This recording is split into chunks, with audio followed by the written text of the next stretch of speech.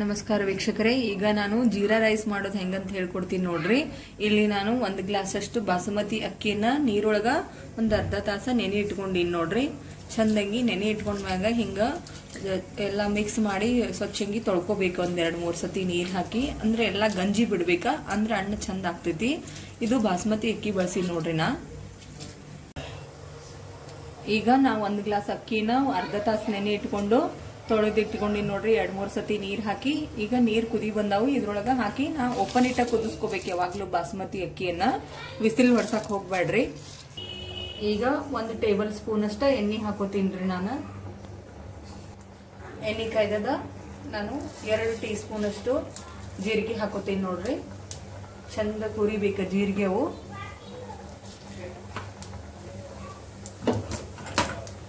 ಜೀರಿಗೆ ಸ್ವಲ್ಪ ಜಾಸ್ತಿನ ಹುರಿದಂಗ ಆಗ್ಬೇಕ, ಘಮ ಚಂದ ಬರ್ಬೇಕು ನೋಡ್ರಿ. ಅಲ್ಲಿವರೆಗೆ ಹುರ್ಕೋಬೇಕು ಎಣ್ಣೆ ಒಳಗ. ಈಗ 6-7 ಹಸಿಮೆಣಸಿನಕಾಯಿ ಕಟ್ ಮಾಡಿ ಇಟ್ಕೊಂಡಿನಿ, ಉದ್ದುದಕ್ಕ ಹಾಕ್ತೀನಿ. ಆಮೇಲೆ ಕರಿಬೇವು ಹಾಕೋತೀನಿ ನೋಡ್ರಿ. ಒಂದಿಷ್ಟು ಇಷ್ಟ ಜೀರಿಗೆ ಹುರ್ಕೋಬೇಕು ನೋಡ್ರಿ. ಈ ತರ ಕಲರ್ ಬರ್ಬೇಕು ಜೀರಿಗೆ. ಆಮೇಲೆ ಕರಿಬೇವುನು ಈ ತರ ಕುರು ಆಗ್ಬೇಕ. ಆಮೇಲೆ ಹಸಿಮೆಣಸಿನಕಾಯಿನು ಚಂದ ಹುರಿದೈತಿ. ಈಗ ಗೋಡಂಬಿ ಹಾಕೋತೀನಿ ನೋಡ್ರಿ. ನಾ ಗ್ಯಾಸ್ ಆಫ್ ಮಾಡಿದ್ಮ್ಯಾಗ ಹಾಕೋರಿ ಗೋಡಂಬಿ.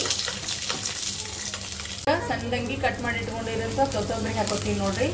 ಗ್ಯಾಸ್ ಆಫ್ ಮಾಡಿ ನಾ ಈಗ 1 ಟೀ ಸ್ಪೂನ್ ಅಷ್ಟ ಉಪ್ಪು ಹಾಕೋತೀನಿ ನಾನು. ಯಾಕಂದ್ರೆ ಈಗ ರೈಸ್ ಮಾಡ್ಬೇಕು, ಬಾಸ್ಮತಿ ರೈಸ್ ಮಾಡ್ಬೇಕಾದ್ರೆ ಉಪ್ಪು ಹಾಕೊಂಡಿರಂಗಿಲ್ಲ.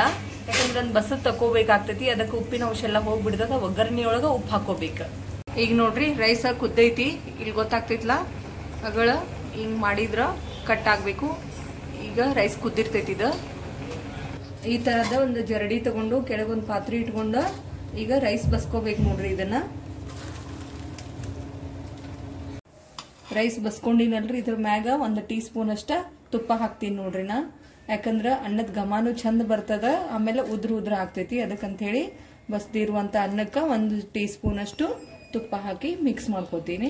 ಈಗ ಎಲ್ಲ ಬಸ್ದಿರುವಂತ ರೈಸನ್ನ ನಾನು ತುಪ್ಪ ಹಾಕಿ ಮಿಕ್ಸ್ ಮಾಡ್ಕೊಂಡ್ಮೇಲೆ ಒಗ್ಗರಣೆ ಹಾಕಿ ಇಟ್ಕೊಂಡಿದ್ಮೇಲೆ ಅದಕ್ಕೆ ಹಾಕೊಂಡು ಮಿಕ್ಸ್ ಮಾಡ್ಕೋತೀನಿ ನೋಡ್ರಿ. ನಾನು ಗ್ಯಾಸ್ ಆಫ್ ಮಾಡ್ಕೊಂಡಿನಿ. ಈಗ ಆನ್ ಇಲ್ಲ. ಅನ್ನ ಬಿಸಿ ಐತ್ಲಾ, ಸ್ವಲ್ಪ ನೋಡ್ಕೊಂಡು ಇದು ಮಾಡ್ರಿ. ತಣ್ಣಗಾಗಿರುವಾಗ ಮಿಕ್ಸ್ ಮಾಡ್ರಿ. ಬಹಳ ಬಿಸಿ ಇದ್ದಾಗ ಮಿಕ್ಸ್ ಮಾಡಿದ್ರೆ ಅಗಳ ಮುರ್ಕೊಂಡಂಗ ಆಗ್ತೈತಿ.